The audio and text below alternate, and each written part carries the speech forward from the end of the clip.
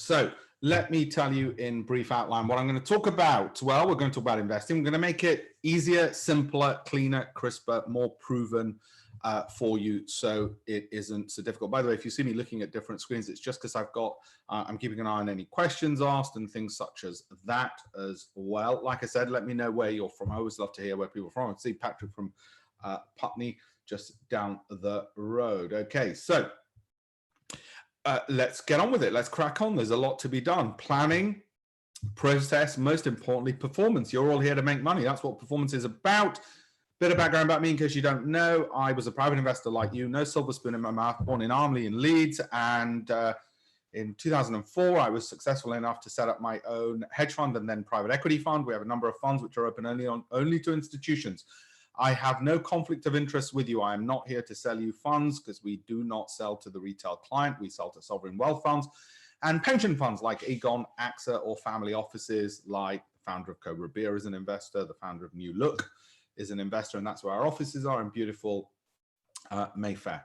Okay, some important information. Please don't copy. Oh, my friend Nish, he goes Nish from Hampstead. He's having a laugh. Good to have you on, Nish. Important information. Don't copy the slides. And more importantly, I'm going to mention some stocks here. I'm going to mention to you what I like. When I do this and when I go through this kind of stuff, I don't know you personally. And because I don't know you personally, I can't give you what's individually appropriate for you. I've just come off a call where I did actually go through that with somebody and what's appropriate for them. And we covered what they had in their portfolio and how I rank it, but we'll come through this. That's more specific, but I can't do that specifically for you.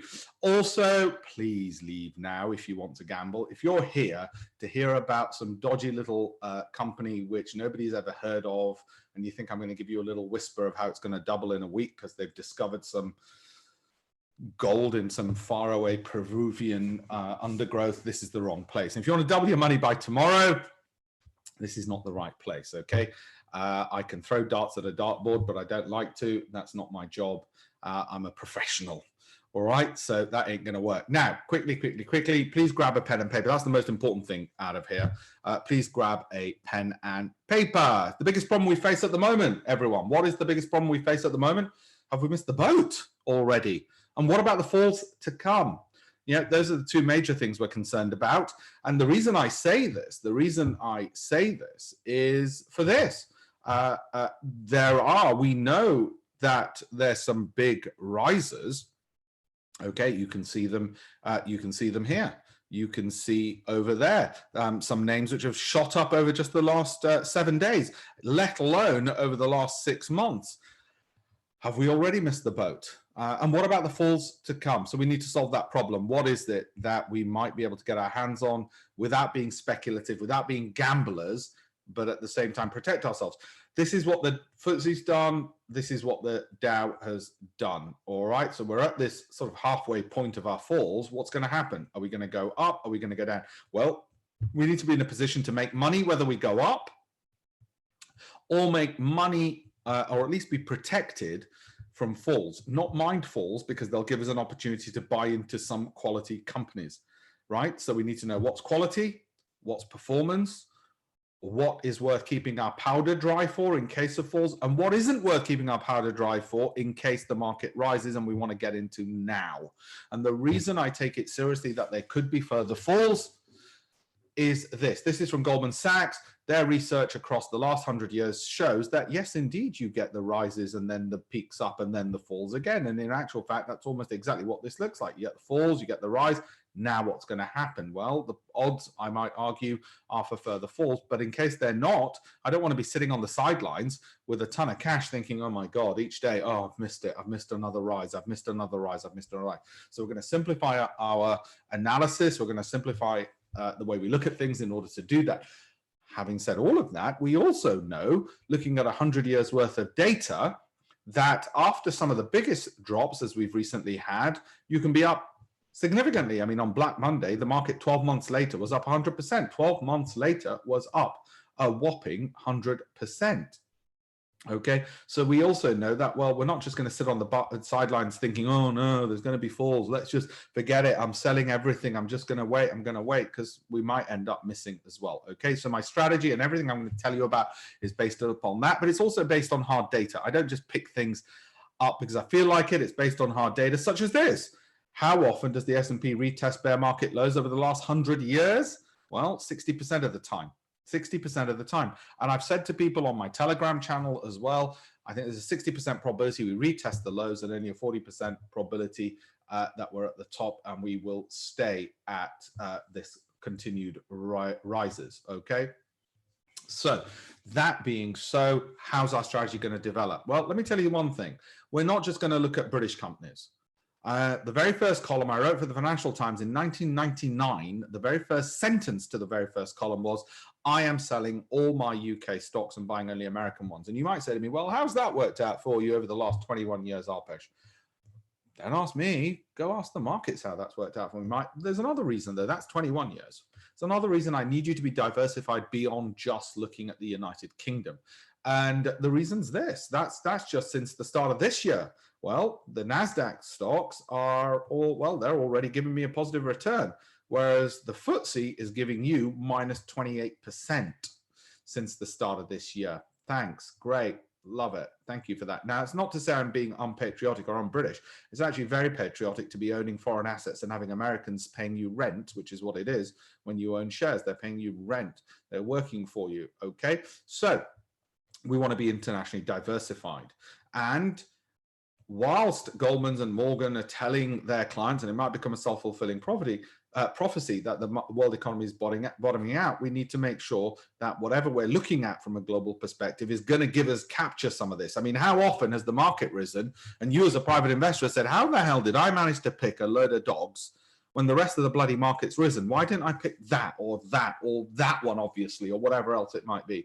So yes, this is what they're telling their wealthiest clients. And I'm going to share some of the things that they're telling their wealthiest clients. My job, by the way, when it comes to all of this, and like I said, the problem is this: have we missed the boat or are there falls to come? Well, I think the solution is, and the solution I'm going to give you is a strategy for all outcomes. We need to have a strategy for all outcomes. We need to go through your portfolio and see, okay, look, what needs to be kicked out and replaced because there's too much of an opportunity cost?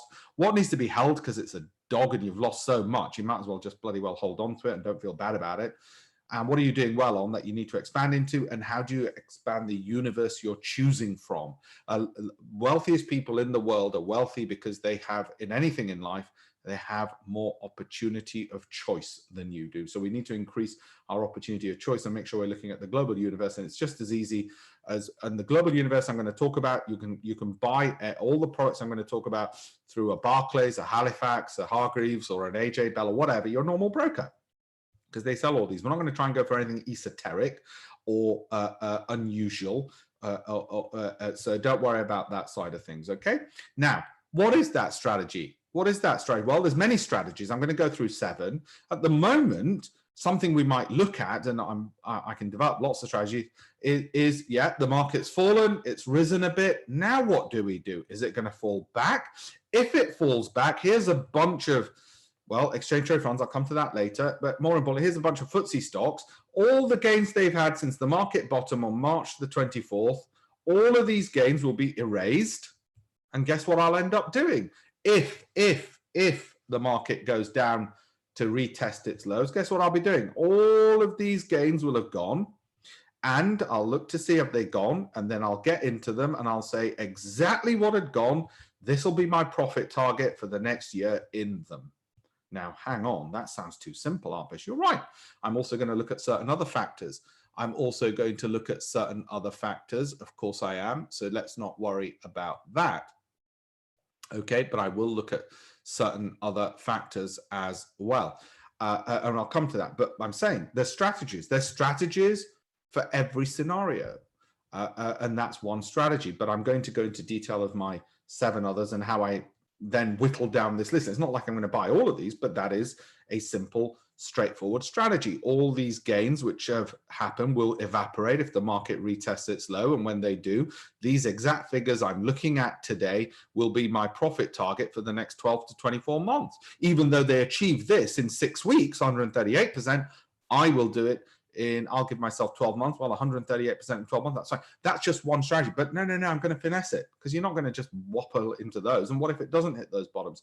But that's my job. My job is to have a disciplined strategy and a process. So what's the process? Well, look, this is what happens. Most people, they get into the funnel, a whole bunch of names. They get it through social media. They get it through regular media. They get it through articles. Okay, they get all of that.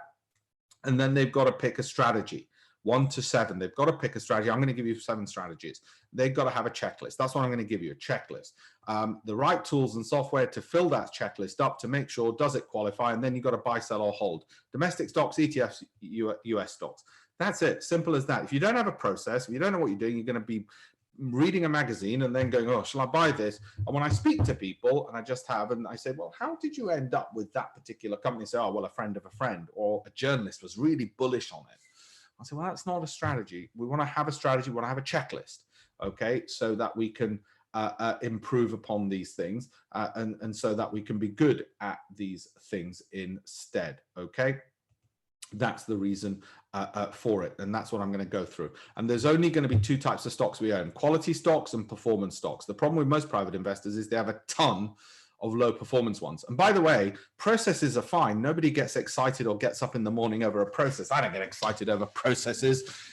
I get excited about end goals. We want returns. So we want returns. How do we take our existing portfolio and make it into $1 million over 10 years? It's a good number. It's a round number. How the hell are we going to create? My job is to create millionaires. How are we going to create millionaires? Now you're going to say 10 years. I want to do that tomorrow, Alpesh. Or you're going to say, I'm already a millionaire. Okay, for every basket of money you've got in your portfolio, every X thousand, how do we make it into $1 million over 10 years, gradually and slowly? And how does the process do that? And I don't want you to rely on me as in, oh, he's going to give us some secret names. No, I'm going to show you how you can rely on yourself, where to get the information, where to get the strategy, and how to do it yourself, okay? So that you yourself have got the confidence and the ability to do it. I'm going to teach you to fish. I'm not just going to give you some fish. I'm going to teach you to fish. After all, to simplify things, stocks can only do one of 2 things, okay? They can only do one of 2 things. They can either go up, in which case our quality stocks, we're going to hold those forever. Which are those? I'll tell you. They're easy. We're going to hold them forever. It goes up. We might even buy some more. It's the performance stocks that are the issue. If it's a performance stock and we work out which one of those, either you've got to ask yourself, has it hit my price target or my time target? There's only 2 types of targets, price and time. Maybe it's a 12-month target for it to go up 100%. Whatever it is, we'll look on the strategies, how I set those. And you're going to say, has it hit my price target or my time target? If it hasn't, you reevaluate, should it still be in one of the 7 strategies? If not, get rid. The problem most private investors have is the market goes up, they've got a whole bunch of poor quality companies, they don't even realize they're poor quality, they get lucky, and they keep repeating this until the market crashes as it has, and they're screwed. And their pensions are down 30%, as so many people talk to me at the moment are. And I'm like, well, hang on, the NASDAQ's up 3% and your pension's down 30%? Yeah, but it was doing all right up till now. You had a whole load of poor performance, and we've got to clean that out. Do some housekeeping, get the process right, get you into here. Why? Well, there's £1 million at stake. That's why. All right. And if the market falls, well, if you've got quality stocks, you do what Warren Buffett said when he asked, what would you do if Apple falls 20%? And he said, I'd buy some more. That's the easy one. Quality companies are easy. What about the performance ones where we want a bigger return than we get from quality companies? Okay, want bigger returns than we get from quality companies. What do we do then if the market's fallen in those? Well, we've got a time target and a price target. If in the 12 months it looks like nowhere hitting our price target, then we'll have to decide again, is it in one of the strategies? If not, we've got to get rid of it, I'm afraid. We don't hold it just because we had a loss in it. And with performance stocks, we'll always have a stop loss. With quality ones, we don't need it because we'd always buy more. But with performance ones, we need a stop loss. So our portfolio is protected, which begs the question, which strategies, how do we know which stocks, how do we know where to put the stop loss, how much risk are we taking, how do we get access to all these tools and data and information, what are the strategies, what's the checklist, how can I do this so you only need to spend an hour on a weekend doing it and you're sorted for a whole year. Right, that's my job. That's my job. And I'm going to give you the information, not just from my experiences as an author of many, many, many, many books, as you will see, 18 odd books and all the awards and stuff you see of my shoulder. So everything I'm telling you is not something I've invented. It's been published. It's been peer reviewed. It has been probed and analyzed for accuracy and perfection. And you will get also my expertise and experience. 15 years as a hedge fund manager. There is a hierarchy in the financial services industry. At the bottom are the brokers. Well, actually, no, at the bottom are the financial journalists. They're writing about stocks. They're observers. They're writing to sell articles. Okay, they're at the bottom of the pile. Above them are the brokers. At least they're working in a financial services company, but they're in a brokerage. Okay, their job is to sell you stuff and make you churn the portfolio. It's not as if their wealth is committed to the brokerage. Then above them is the long-only fund managers, people like Neil Woodford. They've got a one-way bet on the market that's going to go up, and they still manage to underperform. These are the people who send me their CVs like Neil, and I say, no, you can't work for me. You're too rubbish, right? And then there's the hedge fund managers who are the elite of the elite, the special forces. They're the Jim Simons. Before you think I'm being arrogant, we're on the same side of the table today, okay? I'm on your side. I'm your friend. So you do what you want me to be a bit aloof and look down upon the Neil Woodfords who've managed over years to lose you lots of money, right? So my job is to make sure that everything that I've published and written, I'm conveying to you. And 200 columns in the FT means that this has been probed for accuracy and correctness. So I was approached by the FT because of my performance and my abilities to write about it, because their own journalists presumably didn't know what they were doing. So yeah, 200 odd columns there. And where else am I getting my advice? Well, amongst my mentors. So it's not just my experiences, it's my mentors, people like the global head of trading at Salomons, whose boss was Warren Buffett. And in case you think, is that really true, Alpesh? Yes, it's all in my book. Don't buy the book. I get £1 in royalties. Okay, published by the Financial Times, and they don't publish rubbish. So what's been happening recently? Well, how did the investors react to the COVID outbreak? Well, they started revisiting US equities. So we better have a look at some of those. They've started revisiting exchange traded funds. If you don't know what those are, we better have a look at those as well. A hell of a lot more money started going into these things. That tells us something, doesn't it? Well, yeah, it tells us we better start looking at the same things that billions of dollars are going into, if for no other reason than it becomes a self-fulfilling prophecy, but also because it's the reason some of the money's going there is the banks are telling their wealthiest clients to put it there. So whether the banks are right or it's self-fulfilling, we better have access to it. Access to what? This is the 1 month performance of the largest global companies. Every single one of these, including things like Alibaba, which is a Chinese company, it's the Amazon of China, okay, is listed on the New York Stock Exchange. They're American depository receipts. You may know what they are. I've written about them in the Financial Times. And I'm not saying we buy all of these. What I'm saying is my universe in my portfolio and my son's junior ISA better at least look at these and allow me to choose from a bigger group of players, not just 350 British companies, but I better be looking at 3,500 global companies, even if I'm only looking to have the 15 best in the world, right? Otherwise, if I don't have the choice and the selection, how the hell am I going to make sure I've got the best of the best of the best? After all, it's my portfolio, my son's portfolio. I better have the best of the best of the best. And equally, and this is just the US markets alone, this is them over the last month, the Microsofts, the Visas, the Apples, they're the obvious ones, the Facebooks, the Googles, Amazons, yeah, they're the obvious ones, but there's a whole universe out there which we're neglecting if we're only looking at UK equities. So my job is to do that. By the way, connect with me on LinkedIn. If you don't know what LinkedIn is, it's free. It's a website which allows you to connect with me. You'll get to see the work that I do, not just on asset management and the private equity side, but also for the UK government. I am a stock picker for the United Kingdom government. I'm one of the British government's deal makers. My job is to look for outstanding high growth technology companies from around the world. These are private companies. So the government 15 years ago saw what I did, the competitions I won in the Financial Times.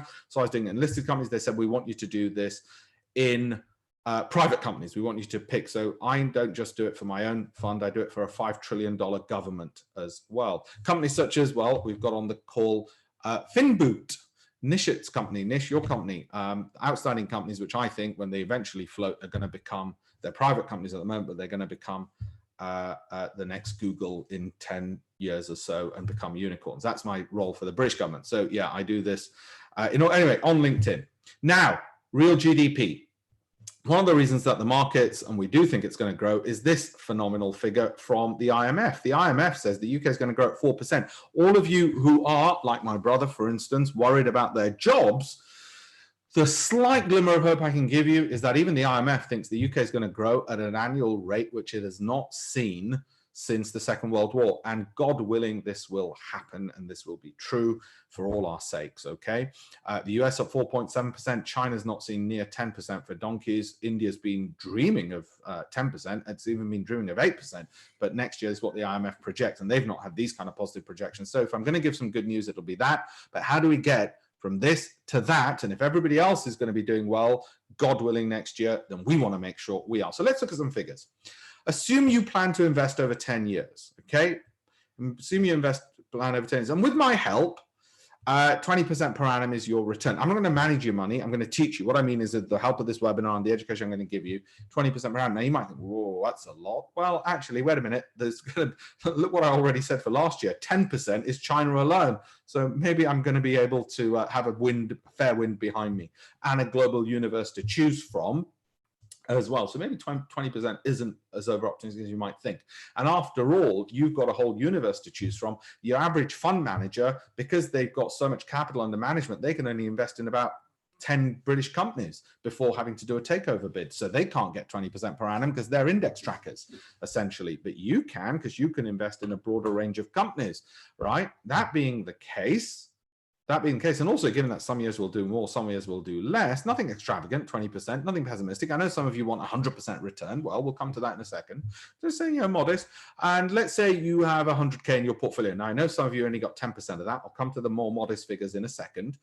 And you plan to add, let's say, 1,500 each month. Now, for some of you, this is way off your plans. Don't worry. We'll come to that in a second. Well, guess what? Over 10 years, I'll have made you a millionaire. Well, it won't be me, it'll be the markets, and it'll be the companies we're going to look at which will have made you a millionaire, which is what got me into investing when I was 12 years old, that all these people were working hard for me to earn a living. It was great. I become a shareholder, give them some capital, and they're working hard night and day so I can make money. Fantastic, okay? And these are the figures. We'll take you from 100 to a million. Well, I say you're going to be doing it. I'm not managing your money. I'm going to give you the education to do it. And we're only looking at a modest 20%. If you leverage that 2 to 1, the figures get ridiculous, which I'm not showing you, because you get to a million in under 5 years, which is ridiculous. But we're not going to do 40%, all right? But let's assume you're more modest. Let's say you've only got 10K to start with, and you plan to add 6K a year, divided equally each month, maybe 500 a month. There's a lot of people with their SIPs on here. There's a lot of people who've got their kids that they want to learn to do this through junior ISAs, junior SIPs, or if you're American on here, through the American equivalents. Then this is what your return looks like with my help. You get to them because you start with a smaller sum. I'm going to take a bit longer over it because you're probably younger or live in London. Let's say you get to 500,000 with 10,000 to 500,000 in 15 years. That's all right. Okay. Well, if we do better than that, we'll be happy. And you think, well, actually, what's the likelihood of this, Alpesh? What's the likelihood of this? And by the way, this is not about what I can do. I'm going to tell you why you should be able to achieve this based on data. Okay, well, what's the likelihood? Guess what? It's a 70% chance. You're going to have a 75% chance without me doing anything. You're going to have a positive year anyway. This is data over the last 100 years. There's a 75% probability to 80% probability it's going to be a positive year. Oh, great, Alpesh. No wonder you look so good, Alpesh. Well, yeah, you're right. I don't want to work hard. Okay, sadly, on that positive returns, the average annual returns, well, guess what? 15% of that might be done, and these were the great years, okay, but 15% of that might just come from the average annual without me doing anything. So I've only got to try and get you an extra 5%. Can you see how it gets easy? So how come all private investors are not doing 20% per annum? How come they're not doing it? You know why? Because one way or another, they end up with poor quality stocks. It's not that they don't get enough good ones. It's that they keep messing it up with too much junk, and they dilute and they get a few things wrong. What I'm saying is, doesn't this sound achievable? Well, let's look at it. Okay, so how have I done? And this isn't me just putting some figures on. This is just UK stocks. And by the way, for US, I can easily do double this. But this is UK, and this is not me saying back testing. This is independently verified by a company which has got these Financial Times awards for investment and wealth management, a company called Sharescope. They got these. They've been monitoring me. By the way, not just last year, which was a good year, not just 2017. Okay, when the all share is up 10%, I tend to do at least 2.5 times better or 3 times better. Okay. And for the US, I tend to do 6 times better because, come on, the US has things like Amazon, and it's not really rocket science, is it? Okay. And I want to tell you something else. And it's not me. I'm not going to tell you what to buy before you get excited. Let me tell you what portfolios actually look like when they generate these kind of returns on UK companies, given how rubbish the UK is in terms of generating returns. 10%, well, yeah, we want 26.5. 8%, yeah, we want 32. Not me, this is independently verified. Okay. Let me tell you something interesting though. Hang on, Alpesh, but you had minus 25%. Yeah, you're right. Not everything I pick turns to gold. It's the portfolio as a whole that matters. And this is what private investors get wrong. They try and have everything making money. I don't know how everything makes money. I didn't know Cineworld was going to go down 23%. Well, you're rubbish then, aren't you? No, because that was 26% in a low risk portfolio. This is a low risk. Each one of these are my low risk portfolios. Okay, low risk. Did you know Impacts was going to go up 186%? No, because if I did, I would have put everything in there. I would have sold my mother-in-law and bought just Impact, wouldn't I? That's why we have portfolios, because we don't know if certain things are going to fall. Okay, well, that's all very well. For the last couple of years, they've been rather good. What about before that? Let's go back to 2004 then. Okay, and let me do that. Let me go. And again, independently verified, not me. Okay, there. Let's go all the way back to 2004 when they started monitoring me. Well, that was 34% when the FTSE was up just 9. So yeah, I want to try and do 3 times as well as the broader index. I want to do 3 times as well. In 2005, I didn't. I only did 40% on my low risk portfolio. Okay.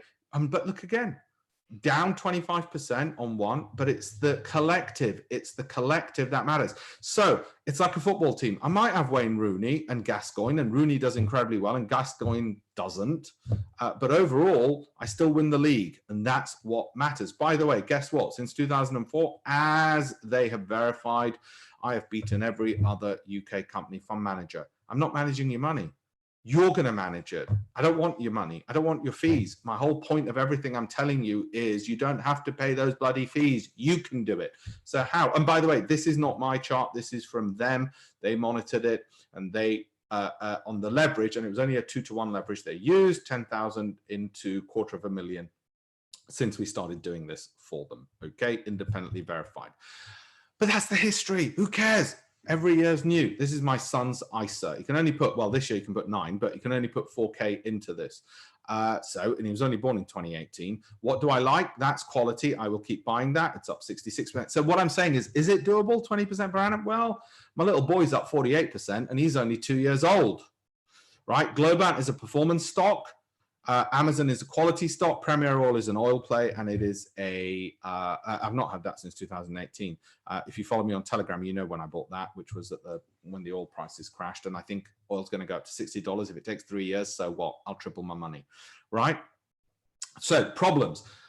Quickly, I'm going to run through in about 5 minutes the problems we face in investing, but more importantly, what you want is what are the stocks I like, Goldman's likes, what are the strategies, and how do we get to even the more risky 500% returns, given how much the markets have fallen? How do we get the double your money type of returns and still keep to safety and have a belt and braces approach to all of this? Okay, right, let's go. Problems, picking stocks. This is how most people do it, like a panic buying hoarder. They've got a load of crap they don't need, and they've duplicated. This is how I like to do portfolio analysis for people I work with. But look, you don't have to do this. You don't have to, and I just did this with a call before this for somebody. You don't have to do this. I'm just saying this is what analysis looks like. This is not what I hold. This is not what I hold. This is what somebody I just did a call for holds. So just so you know, it's not what I hold.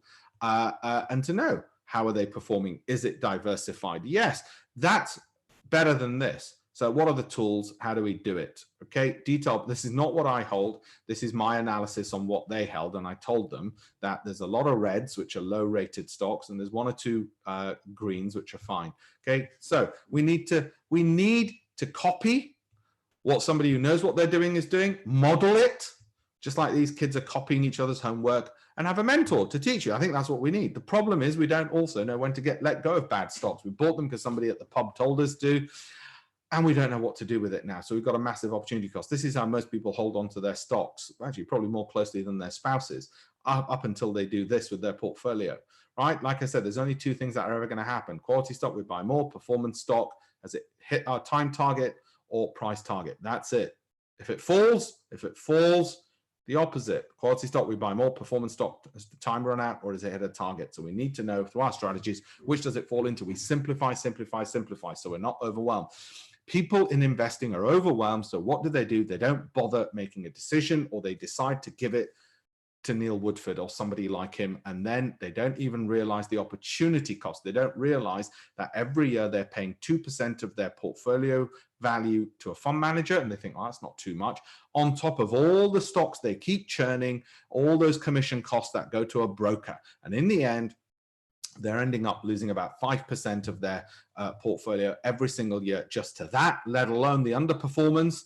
Call that another 15% underperformance. There's your 20% right there just from efficiency alone. Okay, so my job is to get you to be the fund manager. You, not me. I'm not going to manage your money. I'm going to say it again. I want you to be the fund manager. And I've been saying this for 20 odd years in all the books and newspaper columns, on my show on Bloomberg TV. So how can you be better than an overpaid fund manager? Because if a boy from Armley without a silver spoon in his mouth can do it, you can. I'm going to show you how to simplify and how to do it. That's me winning the competition in the Financial Times in 2004, let alone the one in Bloomberg and the one on Channel 4. Okay. Winning competitions is one thing. Let's do it for real. So that's why I set up my asset management company, Patelis Top FTSE 100 Forecaster. This is why I want to give you confidence. That's me at the top forecasting the markets over a 12-month period, not in 1 month, not one pick, over 12 months. That's Woodford. In 2004, I told the FT about this. They smirked. I said, you found him in 2004. In 2017, that's him announcing his rubbish. Guys, you can do it. So let's get you, now that we've built your confidence that you can do it and beat them, let me build it some more. Fund managers without stock picking ability, 99.4%. This is the long-only fund managers, not the elite, not the Jim Simons, Stephen Cohen's, and if I may say so, Alpesh Patel's, not the hedge fund managers. We're talking about the long-only fund managers, 99.4%. And by the way, you know who the 0.6% is, don't you? The 0.6? Warren Buffett, the good ones, right? Yeah, him. And that's it. Everyone else, lucky. And if you don't believe me, that's the New York Times. And one of the co-authors of this has subsequently won the Nobel Prize in Economics. Yeah, right? For calling this out. But there's another problem. Just because they're rubbish doesn't mean you're suddenly better, because sadly, over the last 20 years, your average annual return as an average investor is 1.9%. You're even worse, which is why it's right for you to give it to the poor fund managers, because they're less worse than you. That's not really a good reason, because you know what the opportunity cost is? It's £1 million over 10 years. You're working hard, but your money isn't working hard. It's being whittled away. That's what worries me. So problem 2, where do we look? This is the major problem. Most people don't know where to look. They look at Jim Cramer, they read the newspapers, and they're confused. And in the end, they pick something that a journalist says, and when in 6 months that stock has tanked, the journalist is nowhere to be found, right? So you get your paralysis by analysis, you get all of this data. This is good data, good quality data. The problem is, this is my sister's portfolio. She's asked me to look over, and then I tell her, great data, crap picks. So let me look at it for you. Okay, we don't know where to look. We don't know what to look for.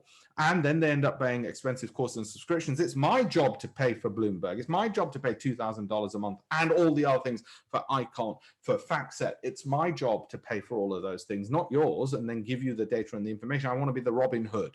I want to be Robin Hood. I want to steal from these rich sources of information and give it to the masses, okay, in a simple way. And you don't know who to trust. This is the S&P 2,900, the American markets, okay? This is Wall Street's outlook. Wall Street's outlook, their S&P target, okay? And this is worrying me, because guess what? Bank of America Merrill Lynch says it's going to be down 300 points by the end of the year. Barclays says it's going to be up 100 points. Oh, okay. Citigroup thinks down 200 points. Deutsche Bank thinks up 350 points. Goldman Sachs thinks up 300 points. Hang on. JP Morgan thinks up 400 points. Wait a minute. Goldman Sachs and JP Morgan are in opposing camps, and so are Bank of America Merrill Lynch. Wait, that doesn't make sense. They've all got every single possible bloody view out there. Something is going to be low a lot. Something's going to be low a little. Something's going to be up a little. Something's going to be up a lot. Guess what? Wall Street's always right, isn't it? Yeah, because it's got every bloody opinion going. When I say don't know who to trust, I'm talking about the big banks, right? They don't even know what they're doing. By the way, I went to university with some of these people and lent them money when they were at university. Don't trust them for their opinions on the markets. If they were any good, they wouldn't be working at Goldman Sachs. They'd be running their own hedge funds. It's as simple as that. So who should you trust? May I humbly suggest, you might want to continue listening to me in case you switch off thinking I shouldn't be trusting anybody.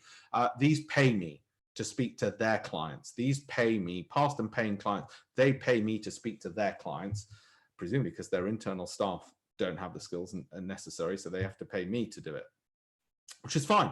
And I love them for paying me, and they do my book launches, and I'm grateful, and I admire them for doing that. They've got great taste and judgment, right? So I'm going to give you the insights from all of those books as well. And who else trusts me and why you should trust me? Well, when you're published this much, you're out in the public eye. When you're on LinkedIn, you're out in the public eye, is my point, okay? This is not somebody hiding behind a webcam.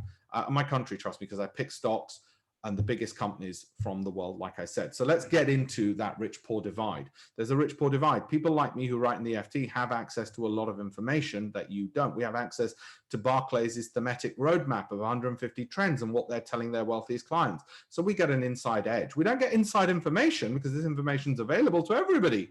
Did you get it? Did you not get the memo on this? Oh, I'm sorry. Did you not get the top picks from the hedge funds and their best ideas and the research which proves that their best ideas are better than long-only fund managers and outperform the markets? You didn't get that in your inbox. Oh, okay. Yes, because there's a rich-poor divide. I get it in mine, so I've got an edge. So I'm going to share with you what the ideas were on this. I'm going to give you the names in a second. They also send me this, okay, investing in 2020. But I'm not going to just dump this on you. I better tell you. I better read it and give it to you. So I'm going to give it to you in a second. The best and brightest ideas for Goldman's and UBS's views as well. After all, if the market or a stock has fallen 50% from 100 to 50 and it goes back from 50 to 100, we can double our money. This is worth our time. And if it's fallen from 100 to 10 and it goes from 10 to 100, we get a tenfold return on our money. But hang on, there might be a reason why it's fallen from 100 to 10. It might be bloody rubbish. And as the tide's gone out, we've realized it was rubbish. So how do we pick which ones are which? Let's solve that problem as well in a second. We don't know which brokers and how to buy. Well, that's easy to solve. And we don't have an insider mentor who's getting all of this memos from these guys who are creating self-fulfilling prophecies. So let me deliver on my promise and tell you, well, these were the best ideas of stocks across funds as of end of 2019, which according to research, what they found is that these hedge funds outperform all the long-only fund managers and their returns are better than most. And so these are the ones. I don't have a problem with owning any of these. I actually own MasterCard already. I'm going to put this in the medium risk category of 40% return in 12 to 18 months. Okay, yeah, getting excited. FAMAGs is what Schroders are telling their clients. Well, I own all of these and have done since, I don't know, 20 odd bloody years. I think Amazon was just whenever that floated. Was it 18 years ago? Whatever. Actually, no, I think it was longer. So anyway, these. Now you might think, well, that's not rocket science. Are you seriously telling us you're clever because you pick these? You know what the problem with private investors is? They won't look at the nose in front of their face. So if you want sexy that you've not heard of, there you go. Right? But we need more strategies. You know, Alpa's just throwing fish at us and just slapping our face with fish. Tell us a bit more. I'll tell you a bit more based on what I read here and what I've read here. I like this, by the way, UBS, because the chief investment officer and I read economics together at, yeah, you guessed it, at Oxford, snooty buggers that we are. Yeah, he's quite good, right? And guess what they're finding and what they're telling their wealthiest clients at UBS? They're saying, wait for the new dip. So we better have some powder dry for this reason, which is what Goldman Sachs are telling their wealthiest clients. After all, the average length of a recession, and you better believe we're already in one, is about 13 months. And that's the average length, let alone if this is like 1929, better hunker down, better get our money working for us, but also we better make sure we're very good on those strategies. One of the biggest problems people have when it comes to performance stocks, when do we sell? They don't know when to sell. So we need to know with our strategies, which is the next slide, what's the price target? If it's hit it, we reevaluate whether we keep it or not, or a time target. If it hasn't hit our price target, but it's hit our time target, we reevaluate what's the best place for our capital. Simple as that. That is as simple as it gets. So what are the strategies? Part 2 of the webinar, which is this bit. What is Goldman's and Buffett?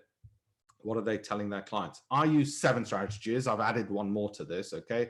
Here I've shown 6, but I use 7. You don't have to use 7. You can subtract or add. I'm going to give you 7 because it's a good range. There's some people here who are in their 70s who are worried about their SIPs. There's some people here in their 40s who are worried about their children's future, and there's others in their 20s who are just here to look and learn. So that's why I'm giving 7 strategy, so it covers everybody.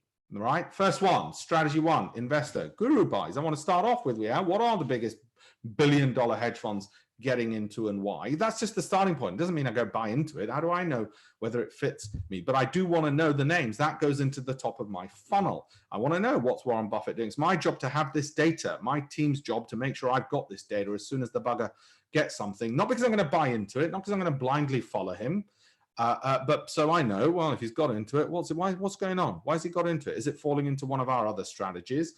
And then do we buy, sell, or hold? If it isn't getting into any of the others and he's got into it, well, it might just be a whim. I don't care. I don't want it. Right? So that's why the other strategies become important. And this one's a key one for me. Leverage big on low risk. This is probably, I'd say, one of my favorites. Okay, why? Because I like low risk. As I get older, I'm 48, I like lower risk, but I'm still middle-aged, so I want to leverage big. What does that mean? Well, look, this is the S&P 500 over the last 100 years, and these are the average annual returns over the last 100 years, and there are 1/3 of the time it gets over a 20% return. So guess what? I get to hit my target with a 33% probability of getting more than a 20% return. So if I do nothing but just track this, there's a 33% probability I get my 20% per annum, and every 100K over 10 years becomes $1 million. That's with me not even using my brain cells. Right? Okay. And guess what? Gets better. 20% of the time, it's between 10 and 20%. And 0 to 10%, it's there. So more than half the time, I'm going to have a positive return anyway. Well, as you know, 75% of the time, I'm going to get a positive return. So how do I leverage big on what I consider to be low risk? And by the way, this is what I call low risk. Hang on, Alpesh, how's the S&P low risk? It's not a bank account. A bank account's low risk. You're right. A bank account's low risk. What I mean by low risk is S&P. Now you might say, well, that's not low risk for me. Fine, recalibrate. That's as low risk as investing gets, because it's a broad market of 500 stocks. If you want lower risk than that, then there is out there, but I'm using this as my benchmark definition of low risk, which is still some risk. So how do I leverage big? Well, I buy these. Don't go out and do it. And I'm going to give you a warning why. The S&P 3 times daily leverage. What's that? And yes, I am up 30% since I acquired these when the market fell recently. Okay, I've also got Inovio, which I bought. I wouldn't buy it today, but I've got it. Well, I don't think I bought it. It's a performance stock. It's already up 57%. I didn't think it was going to go up 57%. I thought I'm going to double my money in a year. I've almost done more than that. So I took out my original capital, because whenever a performance stock gets given me a windfall, i.e. gets very close to my target in a shorter space of time, I take out my original capital. So all I'm running now is profits, which means I go to sleep happily at night. It can do what it wants. It can go bust tomorrow. I don't care. Took my original capital out. It was a performance stock. A quality stock I'll probably buy more of. So I look at the run rate and the trend or the glide path. If this is what I expected it to do to get to my, say, 100% return in 12 months, for argument's sake, but instead it does this, then guess what? I want to take some money out, because it might revert back to mean and go back down again. And still get there, but why would I wait? I take some out here, and when it goes down here, if it's quality, I buy more. If it's performance, I don't. Simple strategies. Now I tell you why S&P 500 before you buy into it. It's this: I make $3 for every dollar it goes up. I also lose $3 for every dollar it goes down. Let me tell you why that should be worrying you for the leverage one, and you might just want to do double leverage instead. It's this: imagine the S&P goes up 10%, then falls 10%, goes up 10%, then falls 10%, goes up 10%, then falls 10%. You'll be down about 3% in total, because it's gone up 10%, and then from that high watermark, it's gone down 10%. Trust me on the math, you'll be down about 3%. You won't be down 3% on the leverage, you'll be down 25%. It's just simple maths. Okay, so even though it's gone up 10, down 10%, up 10%, down 10%, up 10%, down 10%, you're not back where you were. You're down 25% on the 3 times leverage. Now think about that. That's fine for me. It's fine for me. I've got a different risk profile to you. So what I'm teaching you is not what to buy, but to consider your risk levels. Amazon double leverage. I love Amazon forever. I'd marry it if it was human. And I love Microsoft forever, especially at the moment. I happen to know the British government, this is not inside information because it's publicly available. The British government has increasingly used more Microsoft Teams products. They're not going to be using Zoom anytime soon, all right? Just so you know, it's not going to happen. That's not inside information. It's just, now it's not just because of that, because of Microsoft Teams and remote working, but it's because once you're in the Microsoft universe, who, by the way, Apple doesn't have a product, that the government's using or anybody can use on conferencing. Facebook does. You're not going to use that in institutions and big client companies. They're all going to be using Microsoft. Google, you're not going to use Google Hangouts at Goldman Sachs. You're going to use Microsoft Teams. Okay. And once you're in the Microsoft universe, they've got you. Anyway, that's one reason, but stories are nice. These are what I've got at the moment. Investing strategy number 3. I'm not going to go through X-ray and quality in the interest of time, but it's the third strategy where basically I'm looking at the exchange traded fund quality, which keeps going up and up and up. It's composed of things like this, but what I actually do is don't buy the ETF. I drill down and see what is giving the returns, what's contributing to the returns, and then I buy those. And I do own these top 3. I don't, and I've got nothing against Pepsi and Eli Lilly. I've not looked at them. I can't look at everything, okay, in all honesty. Investing strategy 4A, what are the banks telling their wealthiest clients? This is what they're telling them. See that red line? That's analyst forecast. Now, if you've read my Financial Times columns and memorized them, then you will know that I don't like what banks tell their wealthiest clients because they're always tell them everything's always going to go up, and they're wrong by about 20%. But at the moment, even if I discount the 20% overestimation, then in Petrobras, which is a Brazilian oil company, what? I'm going to buy Brazilian oil companies, Alpesh. Don't be stupid. I live in Croydon. No, don't worry. Barclays Stockbrokers will let you buy these because these are all American depositories. They're listed on the New York Stock Exchange. And you buy them the same way you buy Microsoft, or you buy Lloyds Bank, or you buy Royal Bank of Scotland or Aviva. Don't buy Lloyds Bank, Royal Bank of Scotland, and Aviva, for God's sake. But anyway, in case you did, I know you're holding them. I know which names you're holding. I know how to push your buttons. Okay, well, that's going to give me 100% return, even if the analysts have got it wrong. What's this red figure? That is what the biggest banks on average are telling their wealthiest clients of the target. Similarly with Citigroup, I'm looking at about a 40% return. I'll wait 2 years for it. That'll still give me 20% per annum.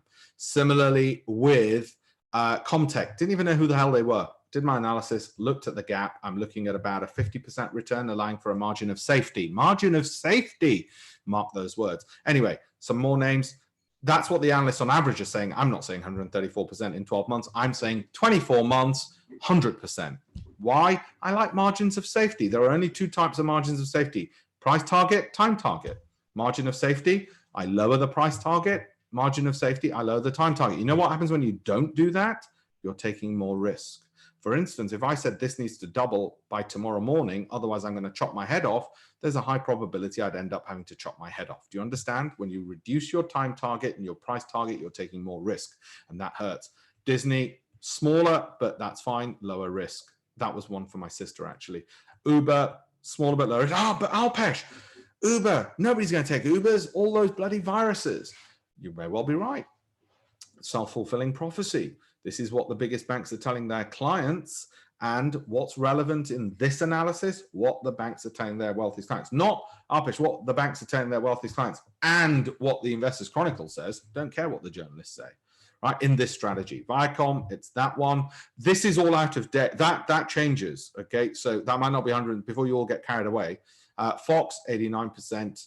Margin of safety. Now, what else are they telling their big clients? Well, let me tell you what they're telling them. They're telling them 2 formulas in particular. I know this because when I had lunch with Jim O'Neill, the former chairman of Goldman Sachs Asset Management, when he was chairman of Goldman Sachs Asset Management, they pitched to me in my fund. And I'll show you the slide they showed me. It wasn't this one, though this is one of the formulas they're using, which measures the working capital a company has and its returned earnings. I'm going to not deal with that at the moment. I'm going to deal with this. This is actually one of their slides. I stole the slide in the presentation to share with you. Robinhood. Croaky. This is a formula invented by Deutsche Bank, used by Goldman Sachs to tell their wealthiest clients what to put money into. What it does is it measures cash flow. You don't have to do this formula. Don't be put off. Okay. Cash flow. Guess what's really important right now in the market? Don't take my word for it. Go ask Richard Branson. Cash flow and the ability to generate cash on your working capital. The ability to generate cash flow, the decreases in your working capital by what's going on, and your ability to do so. That's called the Croaky. Yeah, there's a formula for it. I want that to be above 10%. That shows quality. Well, what is? Well, here, it's my job to give you the numbers, right? Because that stuff will cost you $2,000 a month to get from various sources. Okay, so Croaky, the Altman I want above 3, which is, again, a working capital formula. And here are a bunch of names. And the Alpesh value growth rating, on which my own picks are based, and my picks have since 2004 beaten every single UK company fund manager. You don't have to give me your capital to manage. I don't want to manage your money. I want you to do it. So you can look at these in your own time, take a picture. Okay, which ones have got an Altman above 3, Alpesh above 7, and a Croaky above 10. All right, and this for me, based on that, was high risk. But I've bought it, and someone says, "Whoa, it's gone down some more." I said, "Yeah, I know, but it's high risk. I'm happy to hold it based on various figures." Given that the analysts are saying this, I'm happy to hold it for 12 months. But Alpesh could go down another 25%. Yes, it's my performance high risk one. That's my risk profile, not yours. This is not suitable for everyone. Okay. And sometimes what I'll look at is I'll look to see which have fallen the most, which are the analyst price targets saying I've got the biggest return on, and which have still got a value growth rating which is relatively high, so that if it goes back to where it was, I get to make, well, in this case, double my money. However, that's all high risk, because guess what? It's fallen 53%. There might be a reason for it. Okay, so that's the other strategy part of it. This is discount cash flows. The current valuation, National Express, I got into high risk. Okay, but on the basis of these various scores, and that the target price would mean I double my money, even if it took a year or two. That's fine, because it's well above my 20% per annum run rate. Lloyd's, I had to analyze for my sister, said don't do it. Okay, I don't know why people are obsessed with name recognition. Actually, there's research to show people are obsessed with name recognition. Even if a stock keeps on losing the money every single year, underperforms the FTSE and its own sector every single year, they've heard of it. I do my banking through Lloyd's. They've heard of it, so they buy into it. No, and it's not undervalued enough. How many stocks should you have? 15. Why? Because if you only have one, you've got too much risk exposure to one stock. If you have more than 15, well, the marginal benefit in terms of risk reduction of your overall portfolio diminishes. Let's talk portfolios. An aggressive portfolio, this is Fidelity's chart, has the best return over the last 20 years annualized is 16.5%. Well, it's only 3.5% off what I'm saying. I'm targeting 20%. You can see why my job's not as hard as I made it look. Okay, now, what's aggressive growth? Well, you've either got stocks, for that just read stocks, okay, UK, US, global in blue, or in green and yellow, cash. For bonds and short term, just read cash. It's either stocks or cash, stocks or cash. Aggressive growth, they say, is 60%, sorry, so 85% in stocks and 15% in cash. And that's what they're looking at on the best 20-year return. Well, that's one way to build a portfolio. That's fine. One way to build a portfolio. Like I said, discount cash flows I look at. Alamask was one of my picks from a couple of years ago, as well as more recently. Discount cash flow is this. A stock or any asset is only worth all its future values today. So if you own property, you know what I mean. A property is only really worth all the rental income you can generate. Because when somebody's looking to buy it off you, they're going to say, what's the rental income I might get in the next 5, 6 years, whatever. Stock the same. If you can get 110 from a stock in a year, what's that worth today? If I gave you a contract to give you 110 a year, what would you pay me for that contract today? You might pay me £100 for it. Okay. You might want to give me £1 for it, but I'm not going to sell it to you at £1, given that you're going to get 110 in a year. We might agree on a happy price of 100. It's called factoring. It's called net present value. It's called discount cash flow, whatever you want to call it. That we do the calculations. It's a private equity calculation. It's Warren Buffett's most favorite calculation. You can Google the fact that Warren Buffett never talks about price earnings ratios, because price earnings ratios are a very imprecise way of doing what I've just said. What's the present value of all future income, right? Dividends are paid out of earnings. Dividends are only allowed to be paid out of earnings. So price earnings ratios is just a ineffective way of measuring discount cash flow. And so private equity funds like mine use this, and that's what we got to with Alamask. Okay, and it's what we got to with National Express.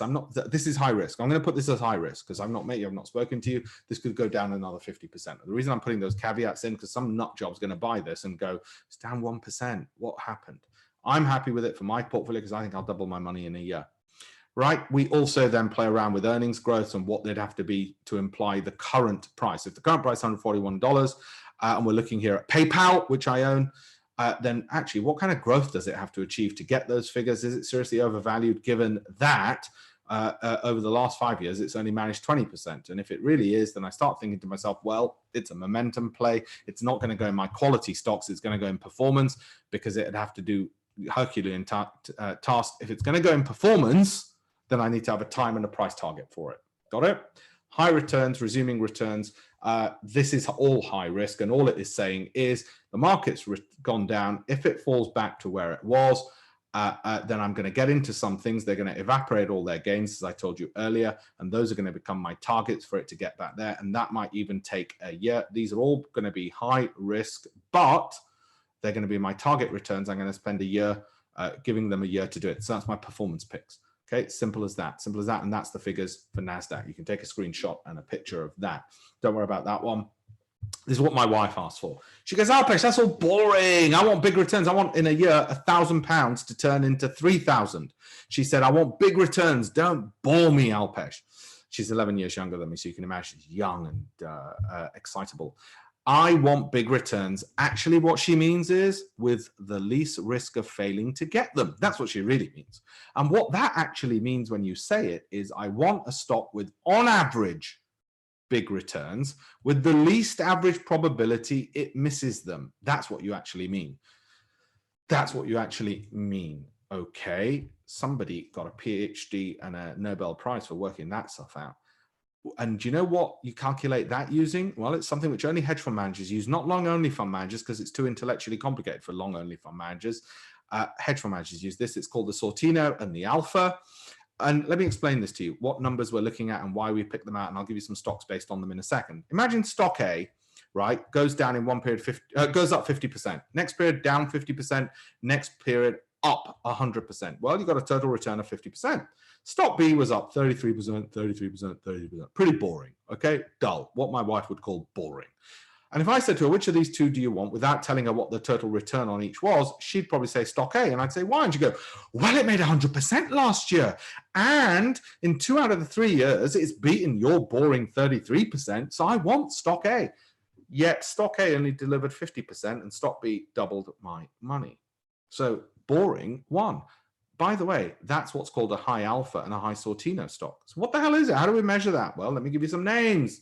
These are the Sortino ratios. I want them ideally to be above 2, but preferably above 1 at the very least. Don't worry about the formulas and what they mean and what they're measuring. They're measuring what I just told you.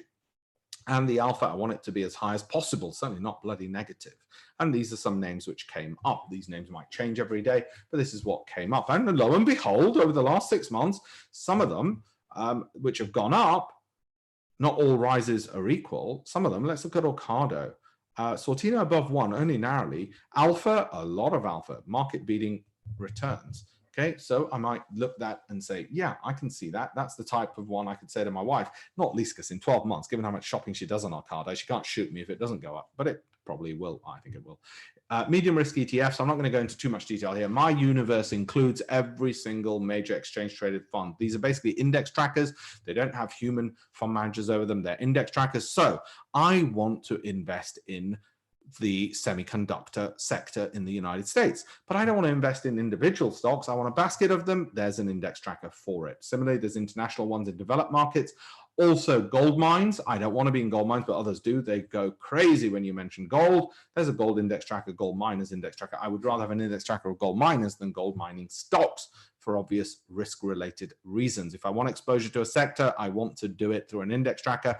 And by the way, there's leveraged ones as well. Yes, like the NASDAQ, 60% up in 1 month. Thank you very much. Okay, I do own this information technology ETF by Vanguard.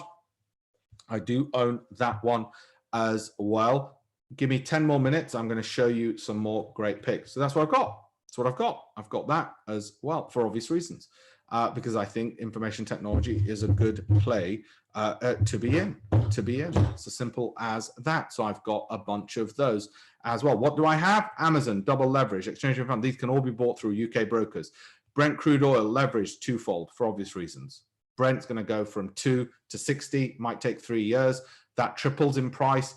2 times leverage, I should get a 6-fold return. I'll be happy with just tripling my money in 3 years. More than makes up for my 20% per annum. All right, I've got that. I've got this. Right, T Rowe, I have got it, but ignore it for now. It's a performance-related stock.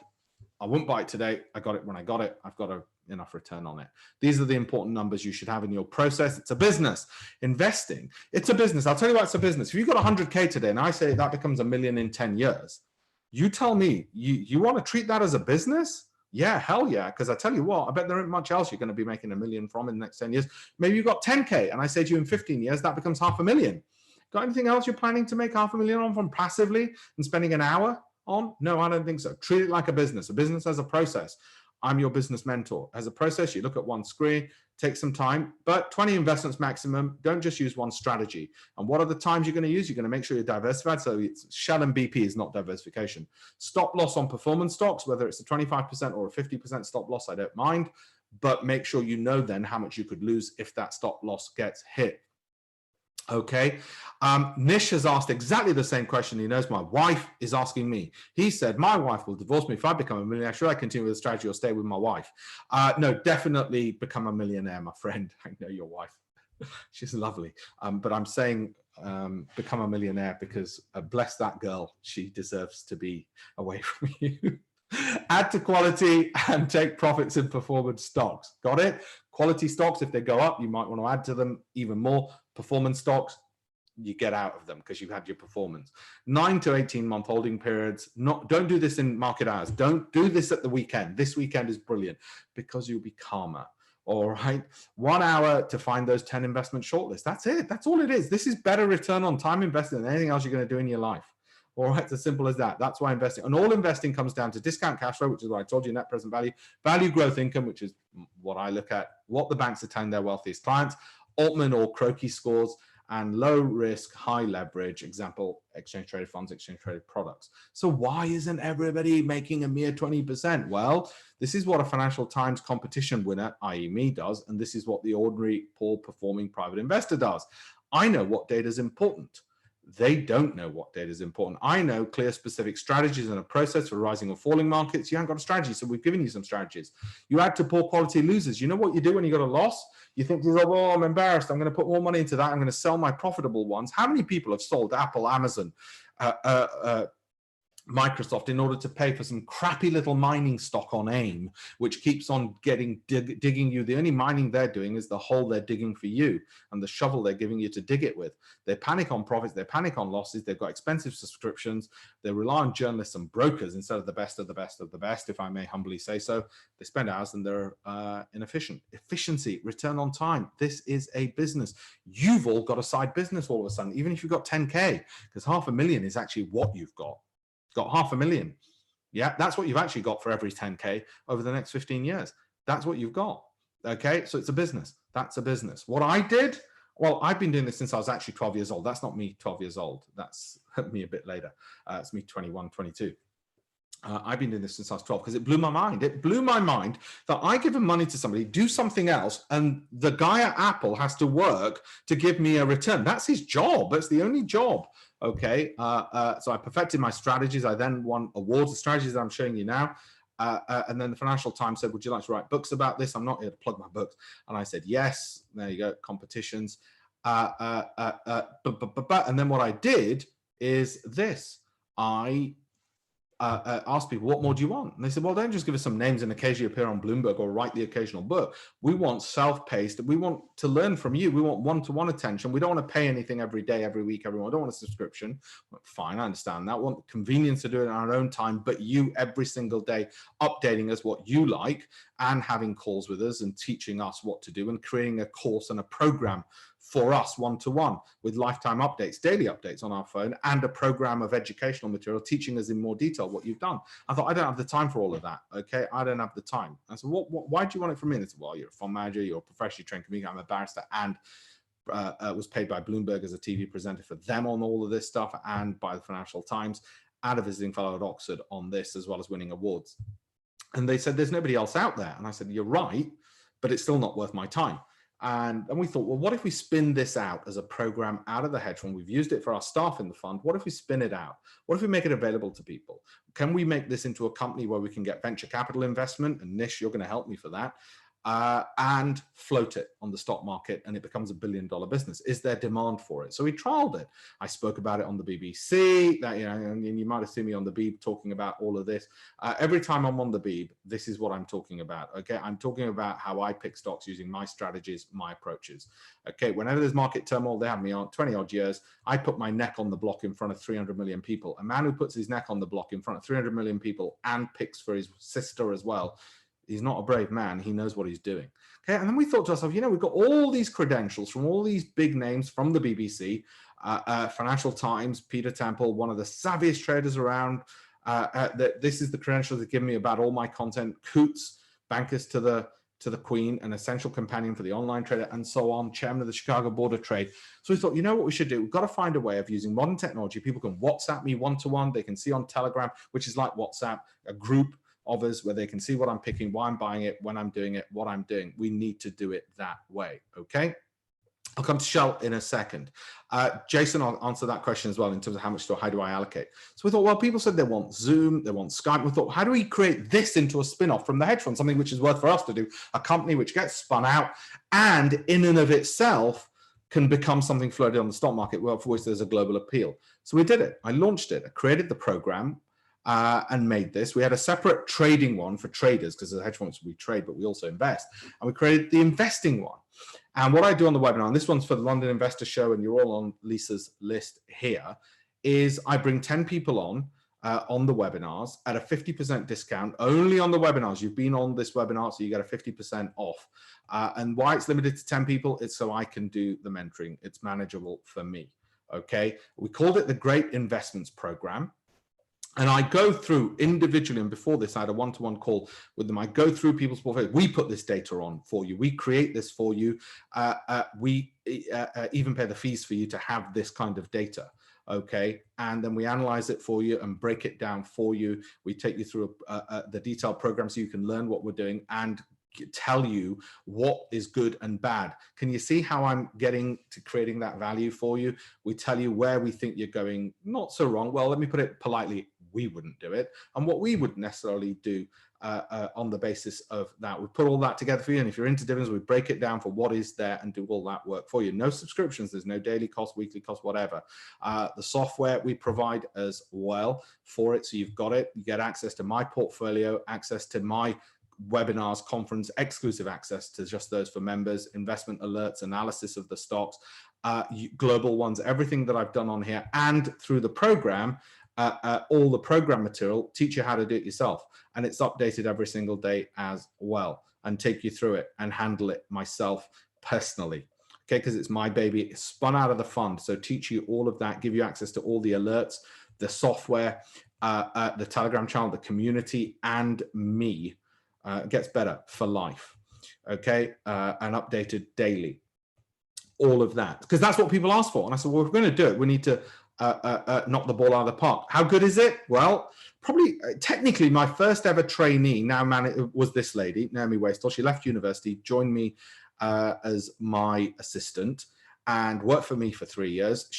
And then left to join Newton. She manages £10 billion at Newton in assets under management. It's that simple.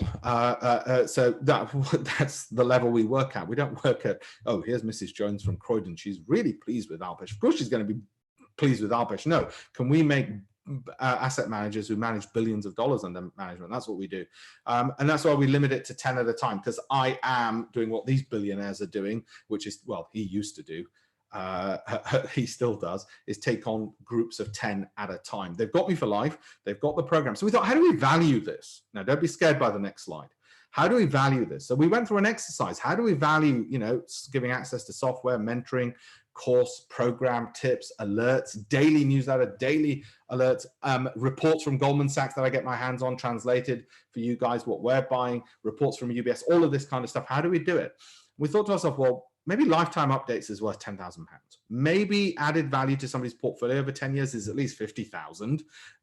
Maybe access to the Goldman Sachs reports, those kind of things that we get our hands on, 5,000. Data to premium subscription services at no charge, maybe that's 5,000. Daily updates and tips from me, maybe 10,000. I don't know. Or free software sourced for you. So where the software isn't free, we give you the data. Where it is free, we give it to you. Where there's 1 or 2 subscriptions, we actually pay them for you. Okay, monthly tips newsletter, lifetime access to me, a regulated fund manager. I think that's private, one-to-one. WhatsApp, phone access, 2,000. Well, a total of £90,000. Well, that's a bit ridiculous. We thought, well, we want to make this a global program available to the whole world. Eventually, there'll be other people doing the mentoring that I'm doing, but for now and for you guys in the initial group, it'll always be me. So we came up with a figure, and then we halved it. We came up with 20,000 for life, or 9,000 annually. And then we halved it for the webinars, and partly because Lisa said, look, you've halved it before. I want you to halve it for my audience. I said, I'm never halving it again. Why should I? And she goes, no, I've known her for 20 years. So we've done a webinar special for today for those. Okay. Otherwise, it is that. Those are the URLs you go to, investing-champions.com now one. The last time we did this, we needed a backup site because it broke the blooming internet. Okay, first 10 only, otherwise it is full price because it is my time, my access you're getting. There is a 7-day no risk money back guarantee anyway. Okay, all that's the coupon you need when you go there to get that, and that's the webinar special. All right, now the reason, like I said, we've done well. I think I've explained the reason why I've done it. I'm going to answer some of the questions now. I want you to sign up, and if there's anything which is unclear, let me know. The reason we're doing it is we think this can be $1 billion business. We think there is at least 1 million people around the world. Obviously, it won't be just me being the mentor when we've got those kind of numbers globally. But for you guys, it'll always be me. In future, it may well be different people. And by the way, some of you, I know you like to do this. You want to, because last time it happened, they didn't want to use debit cards or credit cards. You can do bank wire transfers as well. Okay, as well on that. And that's the numbers and the figures. If you're outside the UK, VAT is not applicable. And those are the numbers for that. And you need those. And yes, there is a 7-day money back guarantee. Okay.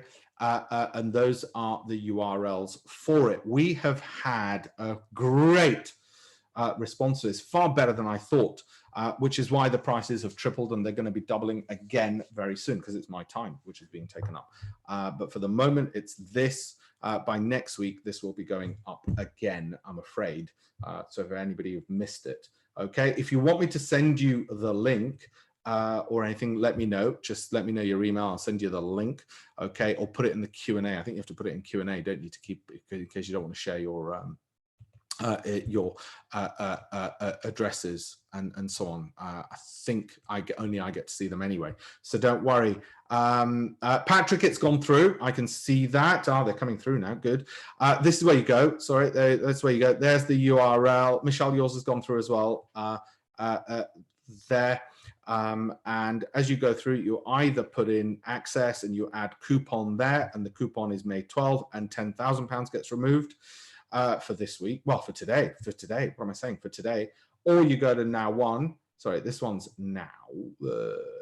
Or you go to now one, in which case the coupon is already embedded in there, so you don't have to do anything further. And if you want me to send you the URL directly, let me know as well. Oh, your screens, folks. Yeah, I'll send you the link, Patrick. Patrick, just send me your email address. I might have it somewhere. I'll send you the link now, and so you can do the bank way as well. We've had, like I said, I've had phenomenal feedback from this. And everybody who's signed up has stayed on, which is great, which is testament to what we're providing. But you've got 7 days anyway to look through it. The very first step after that is to get access to the program, access to me. I'm going to then ask you to send me your stocks. I'm going to go through those. We're going to analyze them on the portfolio like I showed you. We're going to then have a video call to go through each one of those individually and work out which risk levels they fall into. And then I'm going to give you my low risk and medium risk. And we're going to do this for life so that you've got this going forward. So you learn how to fish and you're given fish. So it's an educational thing so that you've got it forever on this, okay? And so you're learning how to manage your own portfolio and how to get to those kind of returns and educated to do it rather than just learning on people randomly. Thank you, Patrick. I'm going to send that across right now. Oh, there's two Patricks. Patrick, I think the other Patrick went through. Yeah, the screen freezes because when a lot of people are on there, the screen seems to think that it's got a denial of service attack. And that's why we put two screens up, I'm afraid. This is the way we're going to do it for everybody who signs up. Going to evaluate your portfolio as many times as you want, by the way, because you got it for life. we have a process and a system to do it efficiently for us. And then we have the one-to-one call. I'm going to mentor you, so you through that whole phase understand your goals and understand how to do it on there. We're going to get your holdings absolutely right as a result. Okay. And then we're going to track it, show you how to track it. We're going to give you the software to track it as well, so it's easy for you to track, okay, yourself. But we're going to go over it with you. I'm going to look over your shoulder as well, and you're going to look over mine, and you're going to get the daily, weekly updates as well. And I'm going to look at your targets and your returns and how it's doing, what's working as well. Lifetime access to me and exclusive events on top of it. So it's all of those things, okay? Everything's in there. Patrick, I'm going to hold your space because there's a whole slew. I think another 5 have just gone. So I'm going to hold your space for you, Patrick.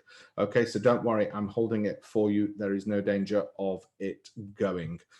Just got to make sure that I've made a note of that, you're fine on there. And I'm going to send that link across to you. If for any reason there's issues, sometimes with credit card companies there's an issue because it's a large amount for credit cards, there'll be the bank wire transfer on there as well, but that is being held for you. Just reconfirm that email as well. Just double check that that's correct for me, will you, as well?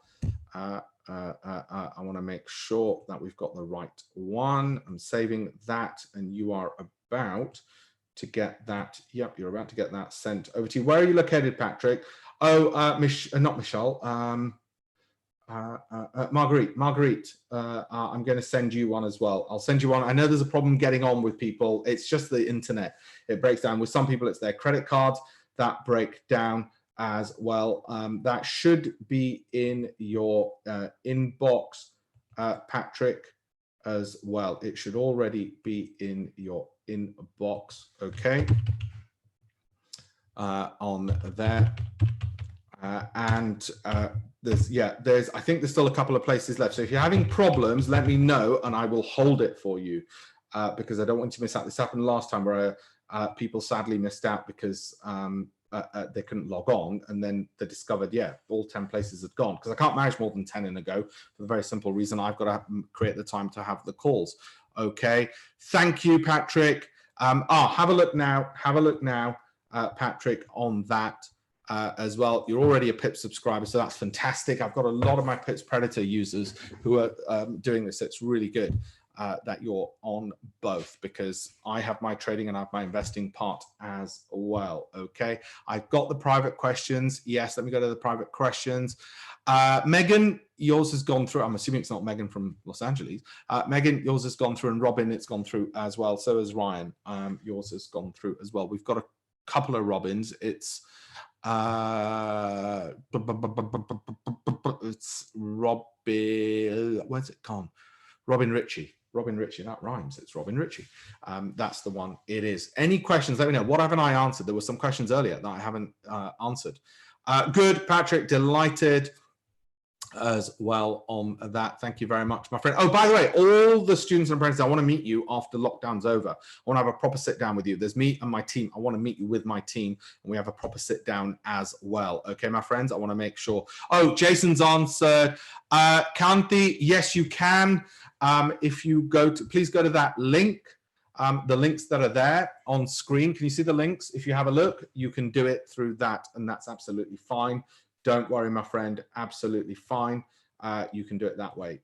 Just have a look at those and you will see it there. Any issues, anything you can't see, let me know. I'll make sure that the links, well, actually, I better not go on the links because they'll blooming, the .com now one should be more reliable. It's just that, it's just a denial of service thing. They're not used to all of a sudden having 20 odd people trying to catch on. Jason, yes, I'll answer your question right now. Apologies. Jason asks, do you invest the same percentage or the same amount on each stock in your portfolio? In principle, on performance related stocks, yes. To keep things simple, I divide them into equal lots. But of course, portfolios need rebalancing, and some things I might like more than others. So if I like something more than others and I get more capital, then I'll add it into the ones I like more of, and I'll put more money into those. And when it gets outsized, Remember, if it's performance-based, I take some money off the table. And if it's quality-based, then I keep that as a completely separate basket, as it were, because with those, I'm always going to add more, and I want those to be infinitely big. But on performance ones, I start off in principle, yes, equal amounts in each of them because it keeps things simple. Okay, for that, Alpish, right, Alpish, I'm not opened LinkedIn, but how do I link in with you? And what does the connection? Gabriel, it's just so you know who I am and you can connect with me. Gabriel, apologies. David, are you an apprentice? Just let me know. In an apprentice, you get the whole package. But on LinkedIn, if you connect with me, you'll be able to see my posts and follow me and see some of the stock ideas as well I give on there. That's why. Do you, right. Kanti, I've answered yours. Any other questions? Yeah, so David, you'll see my post, you'll see what I've done, and you'll be able to follow all of that on there. So LinkedIn's a good way to read my articles. Some of the things that I covered here will be on there. Obviously, my apprentices get it all first on LinkedIn because it's public. You will only get say 15% of what my apprentices get, but 15% is still going to be really good, okay, on what you get on there. So let me know. Any other questions on that? Otherwise, I want to go to my students. I think we might already be full, actually. So if you haven't and you've got problems, let me know, because I'm holding one for you, Kanti, and I'm holding one for you, Patrick. So for now, so don't worry.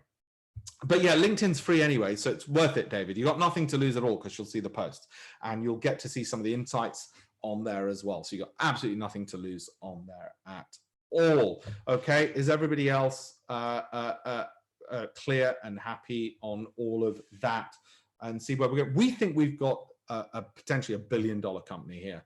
We think we've got a unicorn. I know every entrepreneur always says that. The reason I say that is I think there is massive demand for this, and the feedback we have got so far from our audience, and which is why we keep doubling the price, and it's going to be doubled again probably next week. And that's why there's only a 50% discount. Lisa is an old friend of mine. Okay, so this is all kudos to London Investor Show. You've all come through London Investor Show.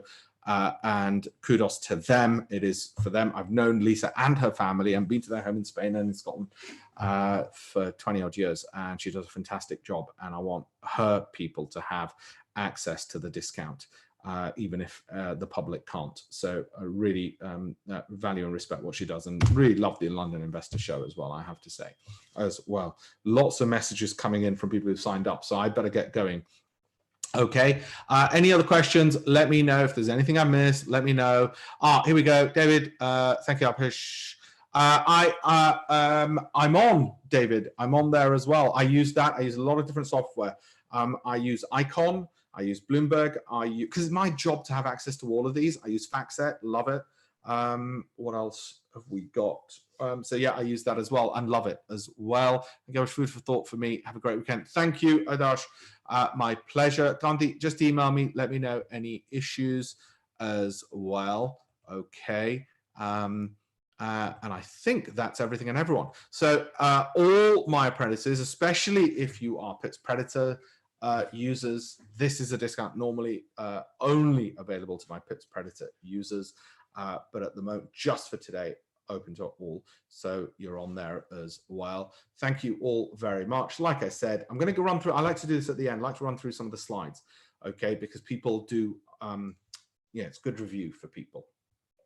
Run through some of the slides that we've done. Oh, by the way, I should say, for people who've just signed up, you're about to get this. I wrote this just yesterday morning. What if the markets fall?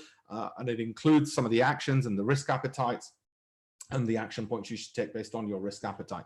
So I'm about to, the students, you'll get this as well, okay, where I've gone through things in my strategy document, what I'm expecting, and how we hit those returns. Some of those are going to be 100% returns, some of them are going to be just trying to get a modest 20% per annum for the long term. We have to accommodate everything from my son's pension, which is low risk, to my wife's ambitions, which are definitely higher risk. Well, she married me, didn't she? And like I said, for the students, what you're about to get on the other side, we're going to go through the stocks you own like this. You know, we'll go through the analysis. We do all of this for you and then teach you and educate you how to do it yourself, as well as explain to you what we think is right, what we think is wrong. Okay. And we're going to have Zoom calls. And WhatsApp you're going to have from me direct as well, and you're going to join the inside team. Basically, you're going to join the hedge funds inner circle, hedge fund managers inner circle. I want to meet you all. I want to make sure you get access to it. Some people do this for their kids, some do it for their children's children. Actually, we've got some people doing it as grandparents. Okay, so for all of you as well. Okay, people, just as a recap, in case you missed any of it, here are the slides again, in case you missed any of it. This is basically all the essential elements of what you should be doing, what you should be looking at, and how the markets work and how to simplify them to work for you, how to develop strategies, how to know what they are and get those returns. And why do we want those returns? Why do we want those returns? And how are we basing this? How are we doing it properly? Because 90% of the portfolios I see from private investors, inevitably, it's not that they don't know what to do, it's that they keep on letting in rubbish. They're not like a good doorman at a nightclub. They let anybody in. Right. And that's the problem, because you can only pick 15. And what they do is they end up picking 30 and they put too much junk in. And it's not their fault. It's because they don't know where to go, what to look at. That's why my job is to make sure you know what to do, what to look at. Okay. My job's to know also what the big gurus are doing, what the big banks are doing, and then evaluate it myself and decide whether or not we're going to do the same. Okay. What the biggest billion-dollar hedge funds are. Get access to all that information, get you on the inside, get you as an insider. Sort out your strategies, sort out your processes through our program, through all the educational material as well, which I update. And you can see it here, which I update every single week, including the latest stuff from JP Morgan, the advice they're giving their clients, from Goldman's and everyone else. And then I translate, including Bank of England reports as well, and what they're telling their client, what they're telling the world. Actually, theirs is open. Goldman Sachs, what the hedge funds and their best ideas and so on. Some people say, I don't want that. I want you to tell me. And that's fine as well. I tell them, but I want people to be educated to basically as their own fund managers. I want you all to be able to be competent enough, as Naomi was and is, to manage $10 billion, because I trained you. That's how competent I want you to be. Why? Well, because even if you've only got 10,000, I need you to be able to be that skilled, to have that level of safety and competence and margin, that you've got a chance of having this side business. The side business is you're your own portfolio manager over the next 10 years, 15 years. As simple as that. Okay, so hopefully all that makes sense to you. Right, guys, I'm going to make a move. All right, here. Yes, that's right. No, David, you haven't misunderstood. You're absolutely right. That still holds, and that absolutely holds. David's asked me, you're saying that student offer gives you a share in the business. Yes, for those who are on this is going to be part of the same company as Pips Predator and the trading. And people who are part of this, what I want, subject to what the lawyers say, and I don't see any legal problems with this, is I want them to have free shares in that company, which we want to get venture capital into and then float on the stock market, because I want people to have, it's the best way of getting the message out when they're a shareholder in your business, because they're in the program, and that's what being in the program gives you. Then what that does at the same time is get them in to promote it, because guess what? Guess what's the best way of getting a company to be a billion-dollar business is having a lot of people saying, hey, I'm part of it. And that's where that idea came from. So yes, David, you haven't misunderstood. You are absolutely correct, my friend, as well. Can I repeat my web address? Oh, yes, sorry. Let me put that back on. David's asked for the web address. Boom, boom, boom, boom, boom, boom. There we go. It's investing-champions/now or now one. Okay, don't forget the coupon code, which you need to add if the price hasn't gone down to then you need to, there's a coupon code you add. Okay, so I've put that in. Thank you for the next webinar. Really do want to go ahead. Absolutely. I'll hold it for 24 hours. Don't worry, Keith. I will, Monday. Okay, for you, Keith, I'll hold it to Monday. Okay. But I will keep it for you till Monday. Don't worry. Keith, let me know your email address and I will send you a holding thing as well. Okay, that's it on screen. If you want to have a look on screen what it is, so you can see it there. Okay, so hopefully you can see that and like it and love it and all the rest of it. So Keith, I will hold it for you till Monday. I have made a note, so don't worry, because what I don't want is, obviously it's not fair to pressure someone based on they're not sure, and they need to discuss all, etc., etc. So that is yours till Monday. Done. Okay, it's written on there. Try to get on your website, trying both now and now one, but sorry, we couldn't find the page. Robin, give me your email address. The reason is when there's too many people, it's sadly what happens. It's not your fault at all. It is our servers, where that it's just because it's all hosted. security companies who want to make sure there's no attacks on it. Have a look at Now One. That's probably going to be the best one. They should be both working. I can get in on them, but send me your address. I'm holding that spot for you. Don't worry if I go into 11 people.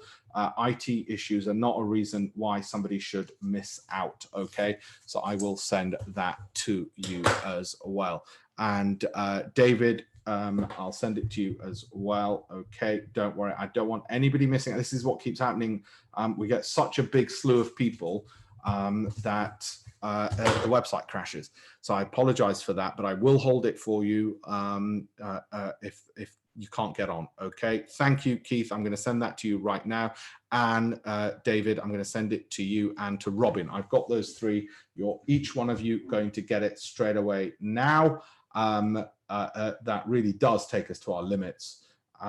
Okay, guys, but I'm going to send that across to you, and I'll make sure the email you're going to get, it gives you the bank details as well, so you can do wire transfers, but also gives you Visa, Amex on there as well. And if there's any issues, and the discount's already incorporated in there, so I'll make sure that you've got the discount already in there as well, and that we've got your email address. Okay, so Keith, Robin, David, we've got yours protected. You're on there, and I'm delighted that you're on there. Okay, so I've put that on there. Please try and do that today, with the exception of Keith, I think, who needed till Monday.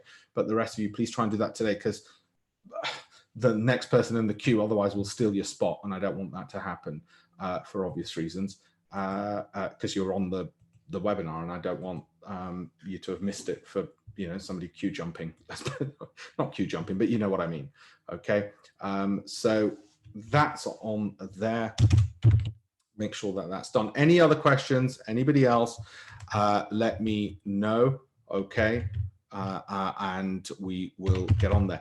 It's really, and by the way, I should say with this, one of the best feedbacks we've had is the analysis. When I'm speaking to people one-to-one, they're looking over my shoulder, I'm actually going through theirs, and there's no better way to learn than that. What happens is they're learning by looking over my shoulder and me over theirs, by their own material. See, it's their picks, not some random ones, plus what I like the look of. And what that does is they get to then understand what they did right or what they did wrong. Don't get me wrong, private investors aren't always wrong. They get to see what they did right as well. And that is a great way to learn. In a way, it's sort of like being at university or even being at school, but hopefully with the best teacher in the world, if I may say so. Somebody who's the best at what they do in the world, if I may be immodest. Yet again, I apologize for that level of immodesty. But yeah, it's for that purpose. Okay, that that I want to teach you. I'm just putting this into you, David, because we've hit limits, and I want to make sure yours is protected and saved on there. So I've sent that to you as well, David. You should have that in your inbox.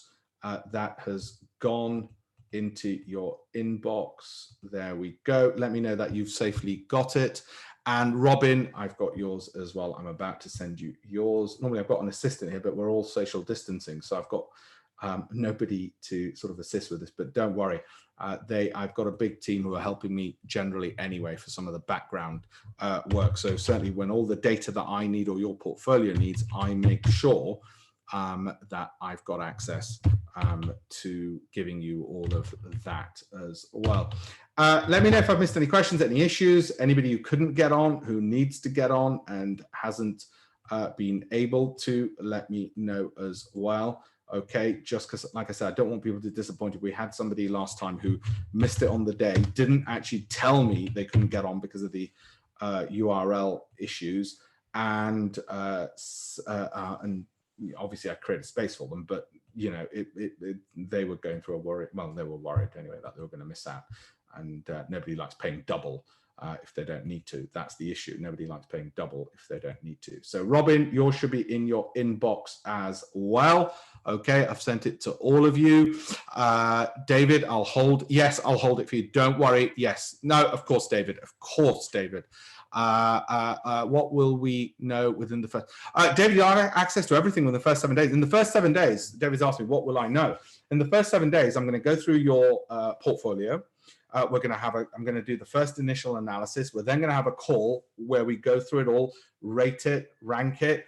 And in the first 7 days, on top of that, I'm going to give you my low risk and medium risk. Okay. And you get access to the full program to evaluate it.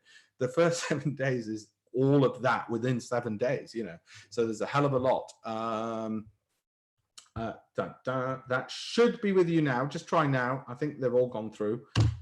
David, if not, let me know. Yes, it's arrived. Good. You'll be able to discern all of it. What you'll be able to discern in the first 7 days is the value that I'm adding to you.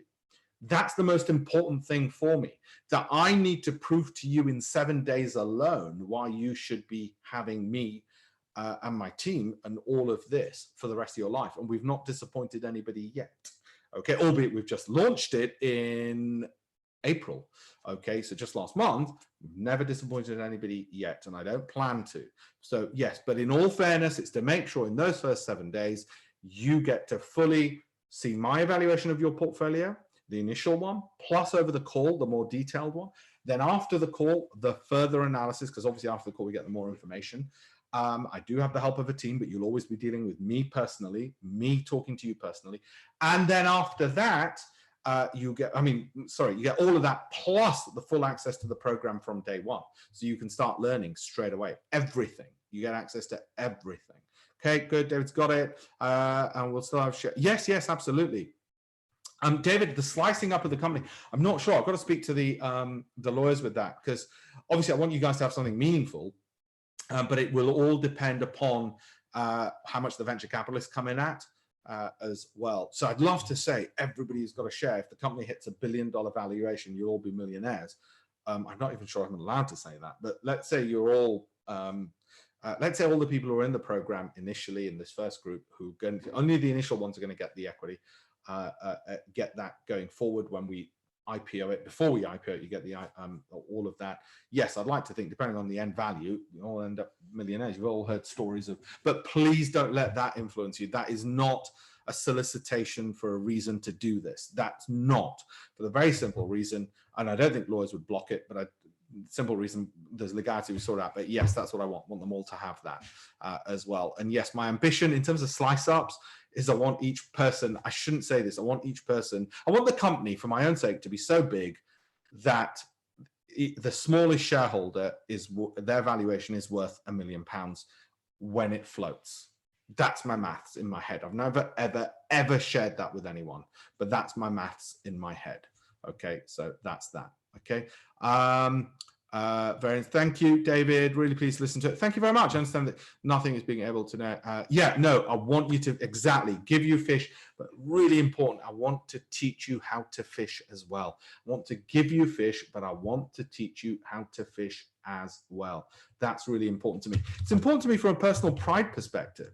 But I think it should be important to you guys as well, because you shouldn't be reliant on anybody if it's for the rest of your life. You should also be able to understand, because it's your money at the end of the day and you're managing it. Good. Delighted. Good. I'm glad, David. Oh, by the way, it's bespoke. I had one person who said, Alpesh, I don't want to know how to fish. Essentially, what he said to me was, handhold me. And I said, yeah, that's not a problem. I'll handhold you, because that's why I have to limit the numbers. You can see why I'm limiting numbers, because if I don't handhold people, then that happens. Juliet, I'm afraid it looks like you're too late. Sorry, I'm sorry. I think you're too late. Sorry. Email me if somebody, decides against it in the next 7 days. It's never happened. I'll add you in. You're on the waiting list now, Juliet. Sorry. Juliet. If only I could be your Romeo. Sorry. It's a bit too late. You've got in a bit too late. I've already reserved too many, and I can't cope with more than that number. Okay, guys, I really better go now. Okay, I want to thank everybody who's been on the webinar.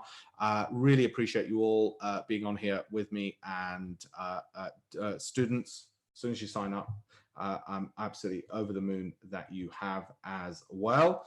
All the ones who are on board, fantastic. We're going to kick off with all of this. So really pleased of all the ones who've come on board. Thank you very much indeed. Thanks, everyone. I think think I'm going to end the webinar there and then. Thank you all very much.